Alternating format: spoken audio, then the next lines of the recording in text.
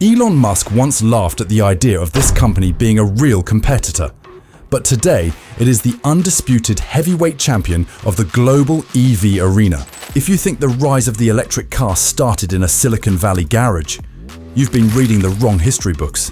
This is the story of BYD, a company that began by hand-assembling phone batteries in a tiny Shenzhen warehouse and ended up terrifying every legacy automaker from Detroit to Wolfsburg. We're going to tear down how a chemist with no automotive experience built a vertically integrated empire, survived the death valley of Chinese startups, and used a global pandemic to prove it could out-manufacture anyone on Earth. Stick around, because by the end of this, you'll realize that while the world was busy watching Tesla, BYD was quietly building the hardware that will likely power your next 3 cars.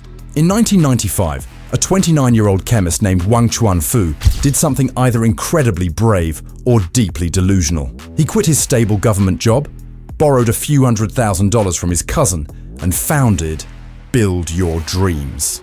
At the time, the dreams were pretty small, specifically the size of a Nokia brick phone battery. While Japanese giants like Sony and Sanyo were spending billions on high-tech, automated clean rooms to build batteries, Wang didn't have the cash.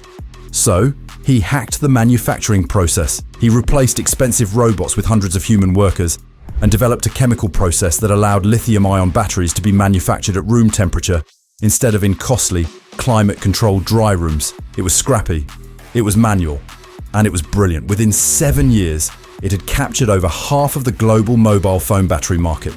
By 2002, BYD was a battery powerhouse, and it took its momentum to the Hong Kong Stock Exchange for a massive IPO. It raised about 1.6 billion Hong Kong dollars, telling investors it was going to dominate the energy world. But Wang had a secret. Just months after the listing, it used those funds to buy a failing state-owned car company called Chinchuan Automobile for 269 million Hong Kong dollars. Investors were livid. The prospectus hadn't mentioned a word about cars, and the stock tanked. People thought Wang had lost his mind. Why would a battery maker want to build metal boxes in an industry with razor-thin margins? It started the only way it knew how, by being a copycat. Its first major hit, the F3, looked suspiciously like a Toyota Corolla.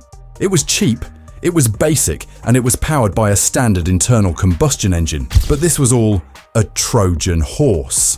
BYD used the F3 to learn how to build a chassis, manage a dealership network, and survive the cutthroat Chinese domestic market, where hundreds of other brands were fighting for scraps. While other Chinese automakers were busy buying engines from Mitsubishi, BYD was funneling every cent into R&D for the dual-mode hybrid system. It was playing a 20-year game while everyone else was looking at next quarter's sales. In 2008, Charlie Munger convinced Warren Buffett that Wang Chuanfu was a combination of Thomas Edison and Jack Welch. Berkshire Hathaway dropped $230 million for a 10% stake. When the Oracle of Omaha puts his money on a Chinese battery maker that barely knows how to paint a car, you know something big is brewing. That investment would eventually balloon by over 2,000%, proving that while the car guys saw a copycat, the money guys saw a vertical integration monster. Then came 2020 and the global explosion of Covid-19. While the rest of the automotive world was grinding to a halt due to supply chain collapses and lockdowns, BYD showed the world what vertical integration actually looks like. As the virus spread and factories shuttered, BYD's manufacturing agility became its greatest weapon.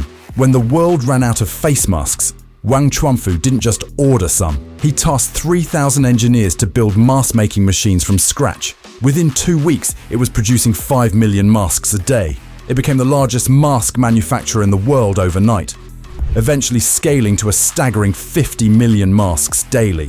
Why does this matter to a car geek? Because it proved that BYD's engineering team could pivot and build anything with wheels, or without them, faster than anyone on Earth. During the height of the pandemic, when a global semiconductor shortage left Ford and GM with half-finished trucks sitting in parking lots, BYD didn't blink. Because it already made its own chips, It makes its own motors. It makes its own batteries. Aside from the tires and the windshield glass, it practically owns the entire bill of materials. This is why it survived the multitude of other Chinese startups that went bankrupt during the Covid era. It didn't need to wait for a boat from a supplier.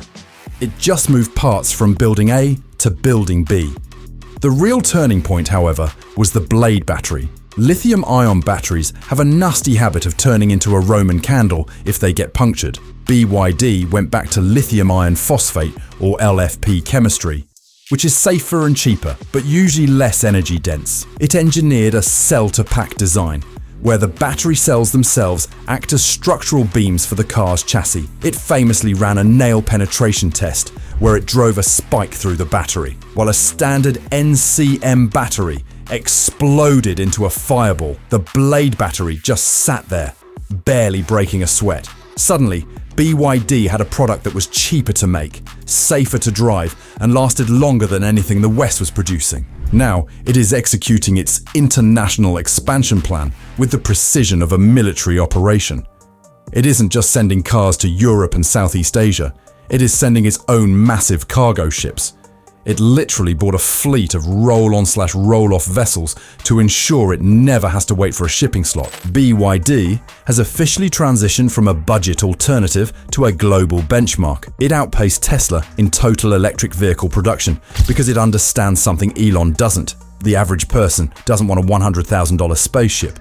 They want an affordable, reliable car that doesn't explode. By controlling the battery, the chips, and the ships, it has created a cost structure that is mathematically impossible for companies like Volkswagen or Toyota to match without a total top-to-bottom reinvention. But here's the kicker that should keep you up at night. We've spent the last century worrying about who controls the oil, but as BYD becomes the primary supplier of batteries to its own competitors, including Tesla, we've entered an era where one single company in Shenzhen essentially owns the fuel for the entire future of transportation. You aren't watching the rise of a car company, you're watching the birth of the 21st century's version of Standard Oil.